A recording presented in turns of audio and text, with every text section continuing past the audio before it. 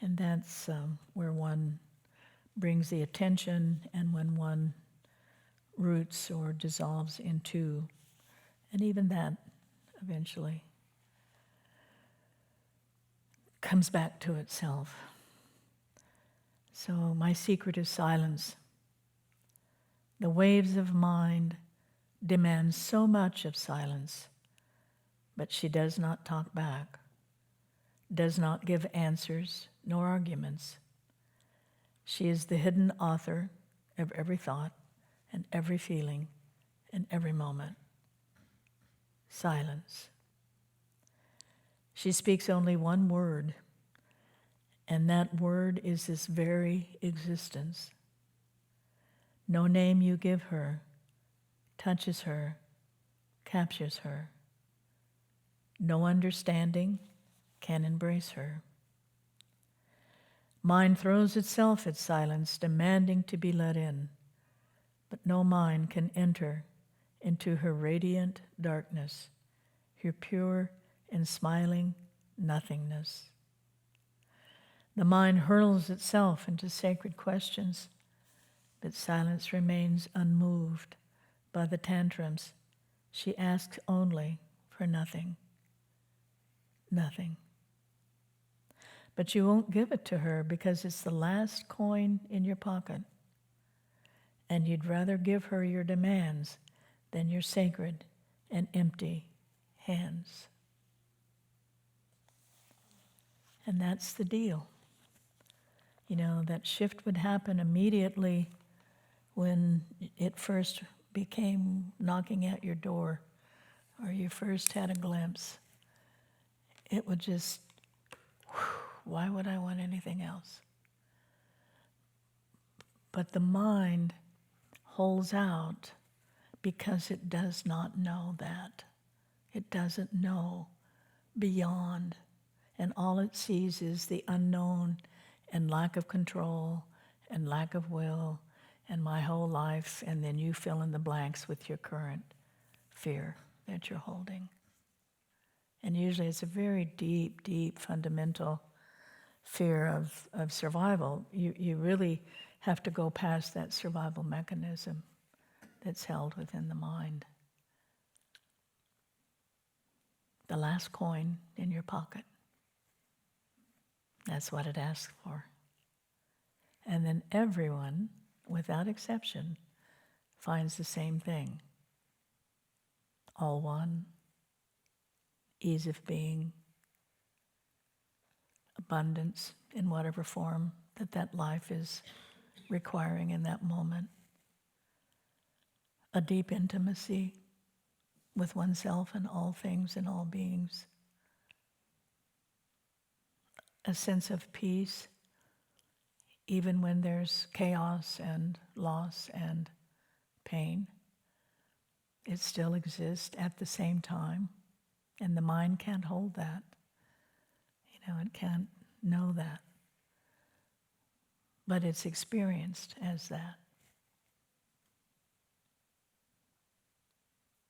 So just in whatever way that is intimate and truthful for you, what would it be like to give the last coin in your pocket? And then let it be the most perfect unfolding and way for you to be revealed. And it doesn't mean, you know, you give up your life and leave your husband and a wife and, you know, get rid of your belongings. And there's nothing to do with any of that. It's just your life exactly as it is. And then it reharmonizes and it comes to a place that supports and gives of itself continuously. There is no end to that. So this silent I, and I think it's interesting because the actual capital I, you know, it has the mark at the top and then the vertical and then that horizontal mark at the bottom. And, that's exactly it. So that's why the spine or the central channel is such a beautiful, marker in a way. Because it represents the actuality of the silent I, just perfectly, really. So maybe even imagine that a little bit in your mind, and just see, the capital I, and then sense anything that is fracturing off of that, thoughts, sensations, boredom, wonder what's for lunch, body uncomfortable, and just kind of like let it fold back into the silent I. You can deal with that if you need to later. But in this moment, it's just that sense of in the interior of the skull, and it comes down through the center of the skull, and it goes back into the spinal column, and not in front of the spinal column, but sort of inside and surrounding the spinal column. And then just drop it and drop it and drop it and just let it on its own. It isn't like you force something down. It may feel a little bit like that because there's a habitual contraction energetically. And it's like it wants to pop back up to what it's used to. It's a very defined kind of rut, if you want to call it that wants to go back to the identity with the thoughts. And so just, sort of gently just bring it down. And using that spinal column as a sort of a feedback system, a feedback loop, can be very helpful. And as it drops and drops, and it helps also if you can bring your eyes down and kind of slip them into the central channel, the spinal column. That's helpful. Because when your eyes are up and looking, scanning, it's habitually into the thoughts. So just disconnecting that and bringing them down can really instantaneous bring you into more of that rooted, silent I.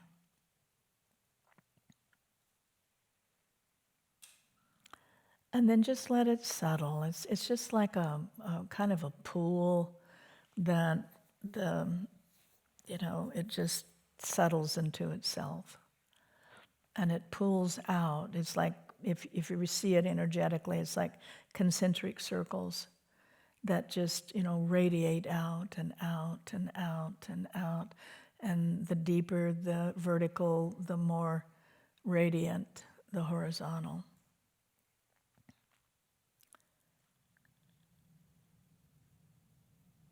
And as you get that sense of coming home, because that's really what it is. It's like going out and searching and searching and searching and searching and searching. And, some of it was beneficial and some of it was, just kind of searching. But that sense of home is what it's searching for. And of course, the joke is it's within and has been all along.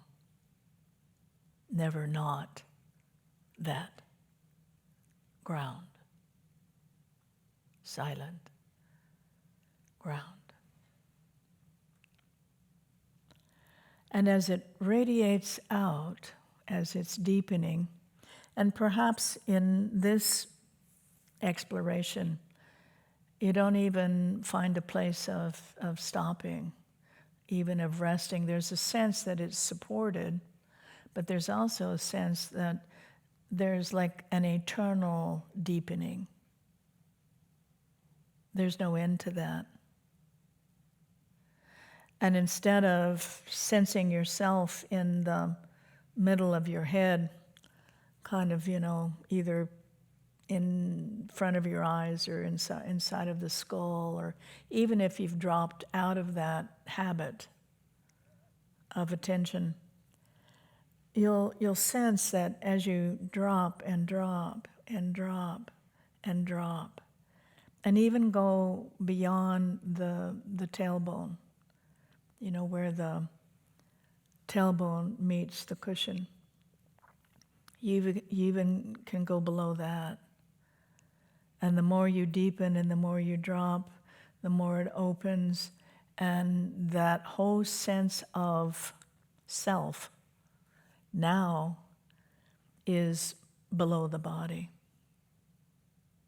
It's actually still connected. It's not disconnected. It's not in some, state, disembodied state. But it's not bound in any way by the outline of the body. We think the outline of the body is very, it's not translucent, it's not fluid. It's very, here's the body and here's the air that surrounds the body. And the actuality is when the attention comes below, below, below, below, below, below, below. Expansive, expansive, expansive space, infinite, immeasurable, unimaginable space. Then there is a shift of perspective. And that shift of perspective now is the space, the empty space. So the dark pervades this sense of space. It's not two. And it's no longer located in a certain position. It's equally below the body, to the left of the body, to the right of the body, to the front of the body, and to the back of the body simultaneously. And so your sense of the boundary and the outline of the body is you are that is holding and permeating the body, but you are no longer bound by the outline of the body. There's a classic Hindu image, and it's all of space, this infinite space, and there are multitude and multitude and multitude of eyes. And what that is suggesting is now that space, what we would just call air that surrounds the body, and most of the time not even aware of that air becomes alive, alert, awake, all around this body and through the body. It's not an exiting. Is this awake, alert, conscious space. And it can be called, many, many descriptions.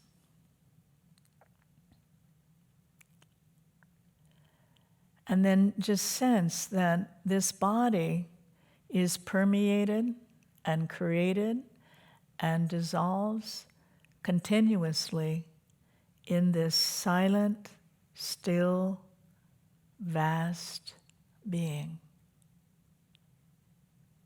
Birthing and dying. Birthing and dying, the 10 million things. Birthing and dying in that is intimately, eternally connected. And just as this coming out of, it's just like coming out of some kind of a container or a prison that one didn't even know that one was in. And you just come up out of it. It's like an image in a dream. And you just wake up out of that. And it's awake behind and to the sides and below and above, all around. It's like, the astronaut going out into space, and the first time it saw the Earth and the beautiful jewel of the Earth, and one was out of that atmosphere and could see it from that viewpoint. And so it's a little bit like that. It is like that. Only all of that black space is awake, alive, vibrant.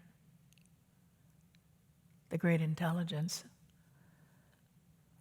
of everything. And just as the silent I and then the body that is formed from that is formed around that, then it's the same as the earth. And she too has this axis mundi, the silent I, and it is within her sphere. And so it's the I, it's the outline of the personal body, and then in the same space, it's the earth. And her brilliance and her heartfulness, she's a planet of the heart. This incredible generosity and creation and heartfulness. I am that.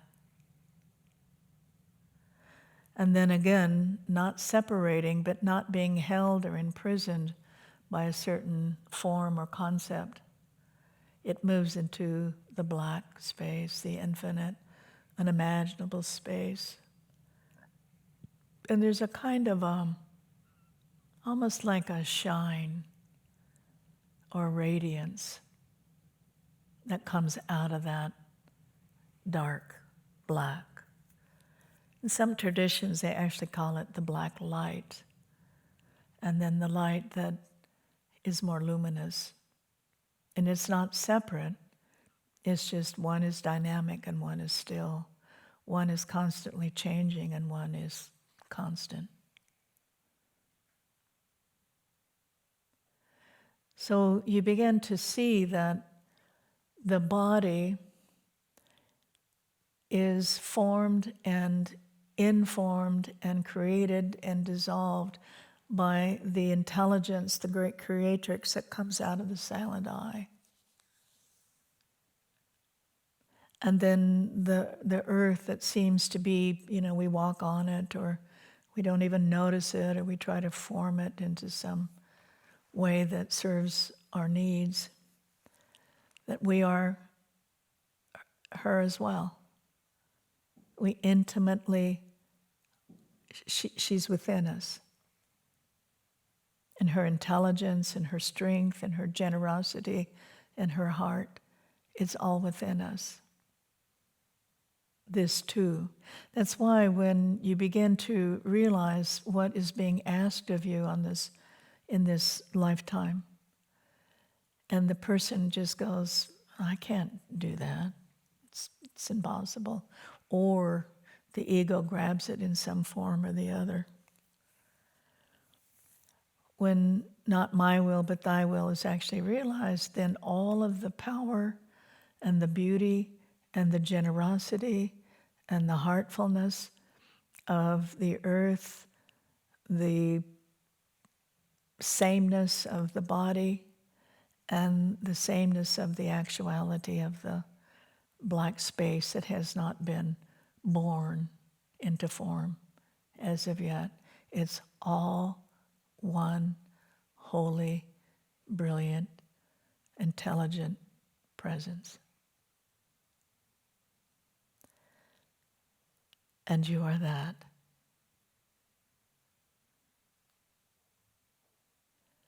And so to walk as that, to speak as that, not as the ego grabbing that will very quickly be apparent.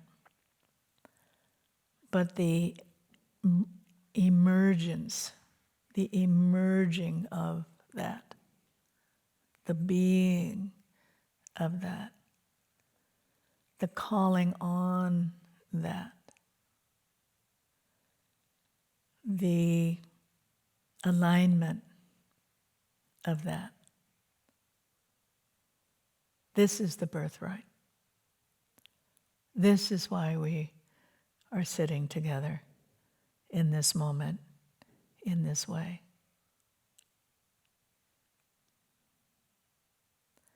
And then whatever is dreamed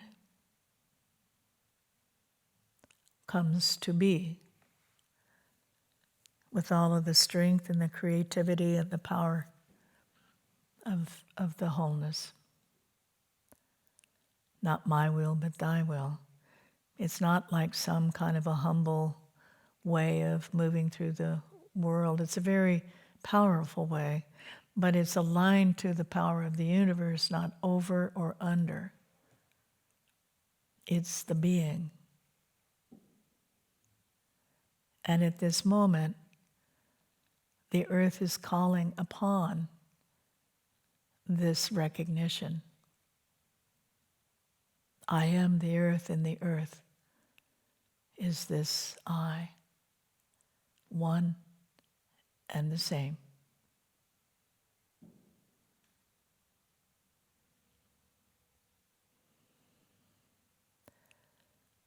And the fear of death and the immortal and not enough and self-hate and all of that the ego spins forth is just dissolved back into this unimaginable grace and love and infinite capability.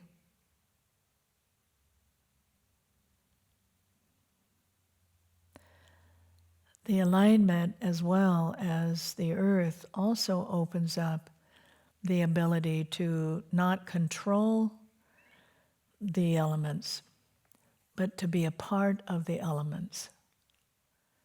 And so when there is a need for rain, rain can happen. When there's a need for, in some way, for the earth to right itself or to find a solution, then this a part of her participates in that. And she's asking for that at this moment. All of those that understand the sameness, the oneness, the beingness, say yes. In whatever way that you can participate and be a part of her, whatever you want to call this ascension, moving from one world of the physical separation into that is whole and has never been divided.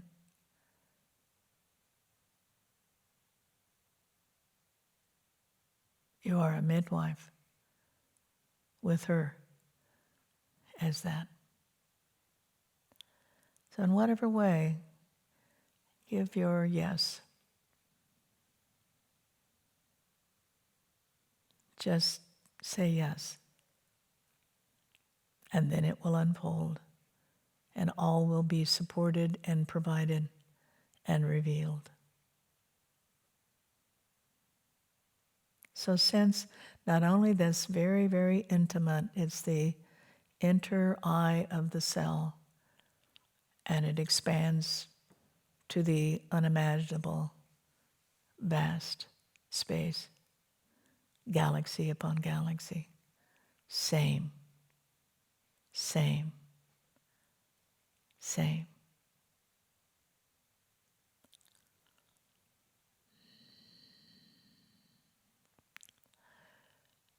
So in your own way, see this for yourself. See this as an actuality. It's not someone giving or knowing something to somebody else. It's just this intimate recognition of the truth that all beings, no matter what culture, religion, gender, race, experience, otherwise, all find the same truth. There is one central eye that expands and creates itself in the 10,000 things.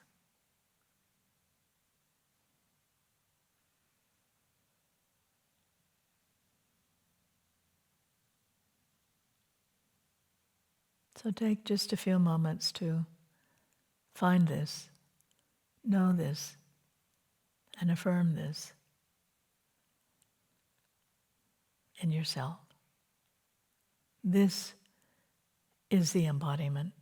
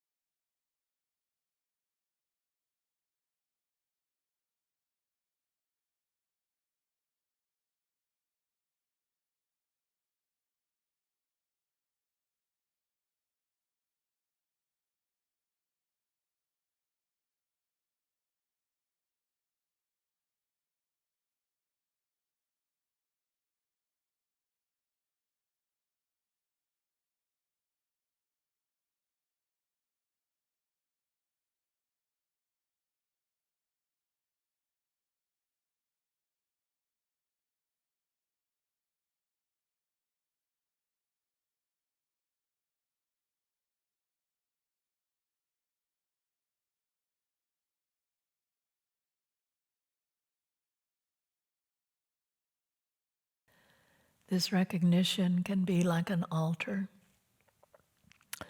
and that you lay down and give over and let go all perceived ideas and resistance, control, whatever still arises, whatever voice that still arises that says, what about this? Not that. Just simply lay it down. And this ground of being takes all of it back unto itself.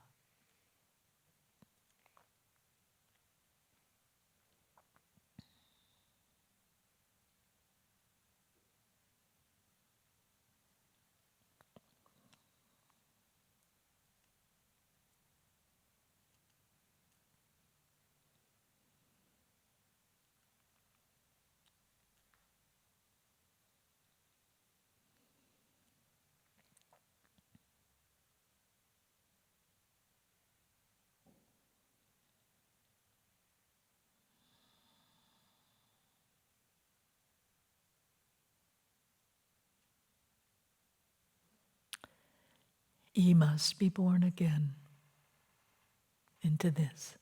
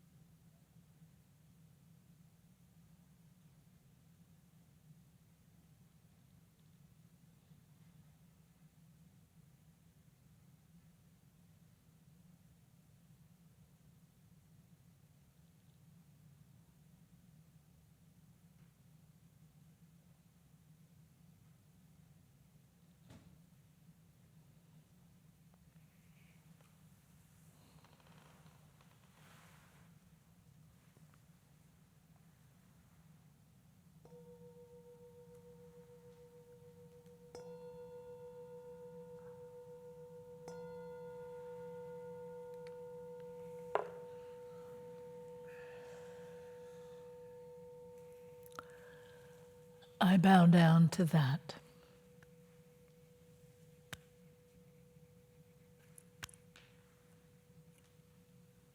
I bow down to that.